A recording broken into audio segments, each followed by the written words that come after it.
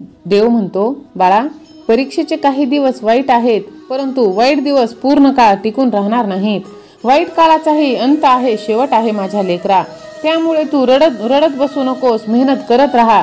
तुझे वाईट दिवस हे लवकरच आता संपणार आहेत आणि चांगले दिवस तुझ्या आयुष्यात येणार आहेत. तुम्ही जर सहमत असाल तर स्वामी राया असे टाईप करून लगेच व्हिडिओला लाईक करा आणि ह्या भक्तिमय चॅनलला सबस्क्राईब करा. दुसऱ्याची नेहमी चांगल्या गुणांचे कौतुक करावे, स्तुती करावी, कारण अपमान हे असे कर्ज आहे जे संधी मिळताच व्याजासकट परत मिळते, तेही बोनस सहित. त्यामुळे मजाक करताना 10 वेळा विचार करा. देव म्हणतो, बाळा, तुझ्यावर जर कोणी विश्वास ठेवत असेल तर त्याचा विश्वासघात अजिबात करू नकोस. जो तुझ्यावर खूप प्रेम करतो त्याला कधी तू दुखावू नको. सर्वांची मनं तू जिंक आणि त्यांचे आशीर्वाद तू घे. ज्यांनी ज्यांनी तुझ्यावर उपकार केले आहे त्या उपकाराची तू परतफेड कर. तुला जर ते नाही जमलं तर किमान तू त्या उपकाराची जाणीव तरी ठेव. तू नक्कीच जीवनात यशस्वी होशील बाळा. यश म्हणजे भरपूर पैसा आणि पैशामुळे मिळालेली प्रसिद्धी नाही, तर यश म्हणजे जेव्हा तुम्ही तुमचे ध्येय साध्य करता, जी माणसे तुम्ही जपता, जी माणसे तुम्ही जोडता, चांगले कर्म करता, मेहनतीने कष्टाने पैसा आणि माणसे कमवता, ते म्हणजे यश, ती म्हणजे प्रसिद्धी. हे तू मिळव माझ्या लेकरा. अशा वेळेला मी सदैव तुझ्या सोबत आहे. फक्त तू माझ्यावरती विश्वास ठेव आणि तुझे कर्म तू चांगले करत राहा. स्वामी भक्तांनो, तुम्हाला हा विश्वास स्वामी माऊलींवरती असेल तर श्री स्वामी समर्थ असे टाईप करा. देव म्हणतात, बाळा, तू वायफळ बडबड करू नकोस. जेवढं तू कमी बोलशील तेवढं तू इतरांपेक्षा खास आणि वेगळं बनशील. होय माझ्या लेकरा, जास्त बोलणं हे आपल्याला घातक असतं. एका महान व्यक्तीने सांगितलं आहे की एक बुद्धिमान व्यक्ती तेव्हाच बोलतो जेव्हा त्याच्याजवळ बोलण्यासाठी चांगलं काही असतं, आणि एक मूर्ख व्यक्ती एवढ्यासाठीच बोलतो की त्याला फक्त बोलायचं म्हणून बोलायचं असतं. बोलण्यातही फरक असतो. जर तुम्ही कमी बोलता आणि तुम्हाला असं वाटत असेल की तुमचं कमी बोलणं ही तुमची कमजोरी बाजू आहे, तर तुम्ही या व्हिडिओच्या शेवटपर्यंत तुमच्या शांत राहण्याकडे आणि कमी बोलण्याकडे बघण्याचा दृष्टिकोन तुमचा बदललेला असेल आणि तुम्हाला हे जाणवेल की तुमचं कमी बोलणं, शांत राहणं हे तुम्हाला इतरांपेक्षा जास्त बुद्धिमान आणि यशस्वी बनवत असतं. ते कशा पद्धतीने आपण व्हिडिओमध्ये पाहूयात. कमी बोलणं याचा अर्थ असा नाही की तुमचे विचार कमी आहेत, आणि कमी बोलण्याचा अर्थ हाही होत नाही की तुम्ही कमी मेहनत करता. काही असे गुण आहेत जे फक्त कमी बोलणाऱ्या लोकांमध्येच असतात, त्यामुळे तुम्ही कमी बोला. कमी बोलणारे लोक जास्त समजदार असतात. जेव्हा तुम्ही शांतपणे समोरच्याचं बोलणं ऐकून घेता तेव्हा समोरच्याला त्याचं बोलणं, त्याचं म्हणणं मांडण्याची संधी मिळते, वेळ मिळतो. आणि महत्त्वाचं म्हणजे समोरचा तुम्हाला मूर्ख समजत नाही, कारण ह्या जगात ऐकणारे चांगले खूप कमी लोक आहेत आणि तेच आपल्याला बनायचं आहे.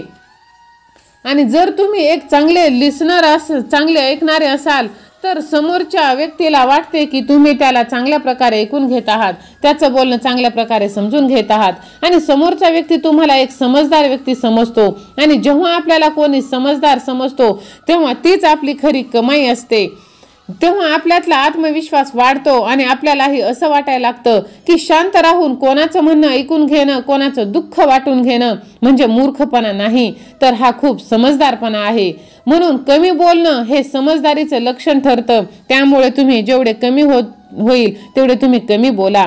कमी बोलणारे लोक जास्त बुद्धिमान असतात, कारण कमी बोलणारे लोक हे एक लाईनमध्ये आपल्याला काय म्हणायचं आहे ते मांडू शकतात. कमी शब्दात आपलं म्हणणं समोरच्यापर्यंत पोहोचू शकतात, आणि कमी शब्दात आपलं म्हणणं मांडण्याचे कौशल्य हे बुद्धिमान व्यक्तीमध्येच असते.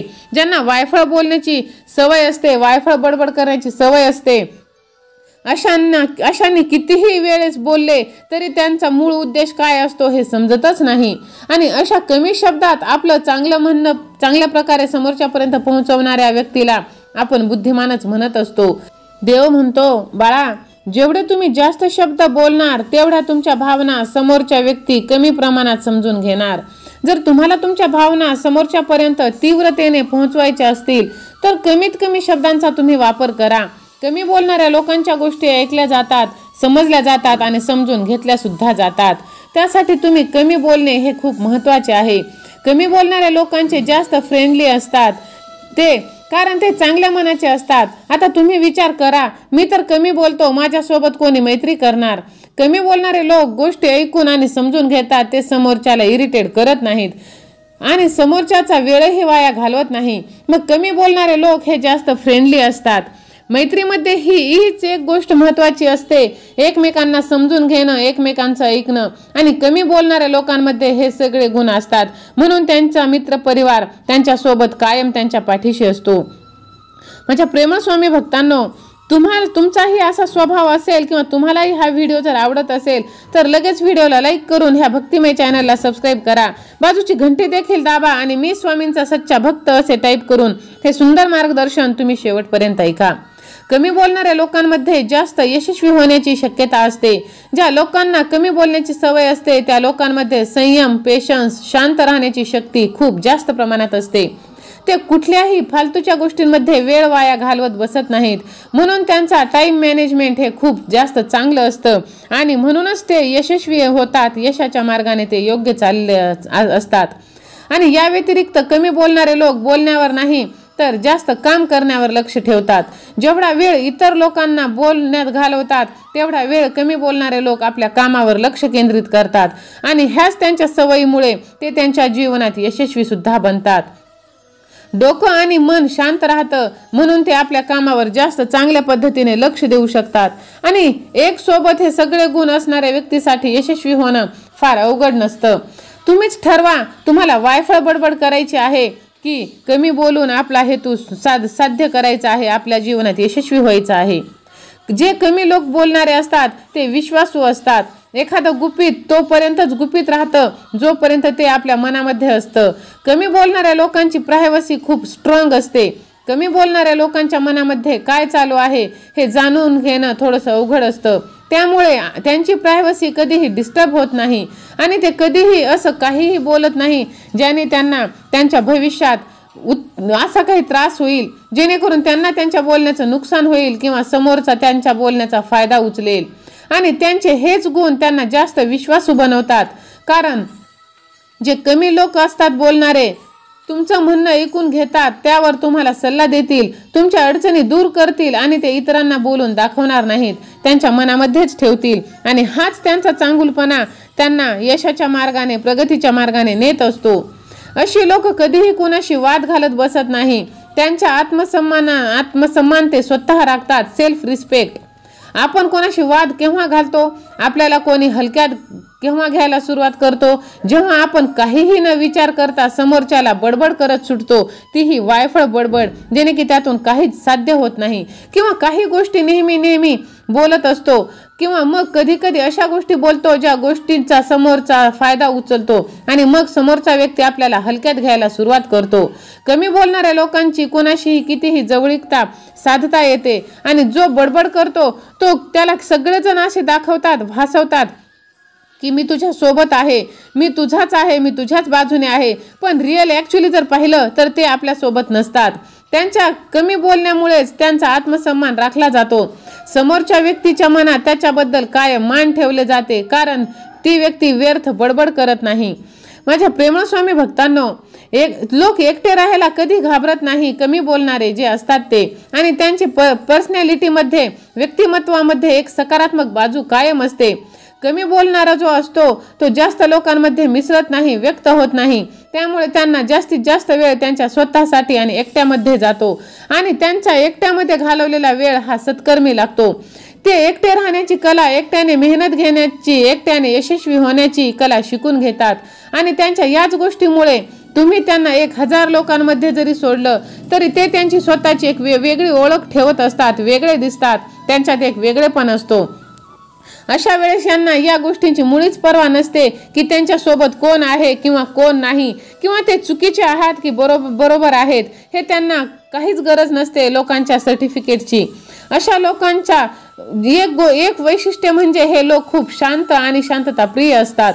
कमी बोलणाऱ्या लोकांचे शत्रू नसतात किंवा कमी असतात जरी असले तरी. जेवढे तुम्ही कमी बोलणार तेवढे तुम्ही समोरच्याला कमी वचन देणार. तुमच्या कमिटमेंटमध्ये तुमच्या प्रॉमिसेस कमी असणार आणि ते कमीत कमी तोडल्या जाणार. यामुळे तुम्ही शांत राहता आणि आयुष्यात तुम्ही योग्य दिशेने चालता, समाधानी राहता. या जगात जेवढे जास्त नुकसान जास्त बोलण्याने किंवा व्यर्थ बडबड करण्याने झाले आहे तेवढी शांत राहण्याने झालेले नाहीत. जेवढं जास्त कमी बोलणार तेवढे तुम्ही जास्त दुःखी होणार किंवा समोरच्यालाही दुःख तुम्ही करणार. तुम्ही स्वतः शांत राहणार आणि समोरच्याला देखील शांत राहण्यास भाग पाडणार. तुम्ही जर जास्त बोलत असाल, तुमची जर बडबड होत असेल तर तुम्ही तुमच्या बोलण्यावरती नियंत्रण ठेवा. बोलून विचार करण्यापेक्षा न बोलता बोलण्याच्या पहिले तुम्ही विचार करा. कमी बोलणारे लोक जास्त समजदार असतात. कमी बोलणारे लोक जास्त बुद्धिमान आणि कमी शब्दात त्यांचं म्हणणं मांडतात. अशी लोक जास्त फ्रेंडली असतात, मनाने चांगली असतात आणि अशा कमी बोलणारे लोक जे असतात ते लोकांमध्ये जास्त यशस्वी होण्याची क्षमता ठेवत असतात. त्यामुळे तुम्ही कमी बोला आणि आयुष्यात तुम्ही आनंदी राहा. हे लोक जास्त विश्वासू असतात. हे लोक कधीही कोणाशी वाद घालत नाही आणि त्यांचा आत्मसन्मान हा स्वतः ठेवतात. त्यांची स्वतःची इज्जत ते स्वतः ठेवतात. सेल्फ रिस्पेक्ट ते जपतात. कधीही एकटं राहायला ते घाबरत नाहीत आणि त्यांच्या व्यक्तिमत्वात एक सकारात्मक बाजू असते. कमी बोलणारे लोक हे शांत आणि शांतता प्रिय असतात. त्यामुळे तुम्ही कोणाच्याही मागे मागे न करता स्वतःचा गेलेला मान जर तुम्हाला मिळवायचा असेल तर तुम्ही तुमच्या आयुष्यातून जे जात आहेत त्यांना तुम्ही जाऊ द्या. त्यांना तुमच्या आयुष्यात परत एंट्री देऊ नका आणि जेवढे होईल तेवढे तुम्ही शांत बना. कमी बोला आणि फक्त डोक्याने विचार करा. जिभेचं काम आहे फक्त कामापुरतं बोलणं, तेवढंच तिला काम करू द्या. तुम्ही जास्त वायफळ बडबड करून तुम्ही तुमच्या आयुष्यातील जो तुमचा मान रुतबा जो आहे ते तुम्ही घालवू नका किंवा तुमच्या आयुष्यात असे काही प्रॉब्लेम्स क्रिएट करू नका. तुम्हाला जरी वाटत नसेल की माझ्या बोलण्यामुळे हे होऊ शकेल का, पण हे होतं. तुम्ही जेवढे जास्त बोलाल तेवढे तुम्हाला त्या गोष्टीचा पश्चाताप करावा लागेल.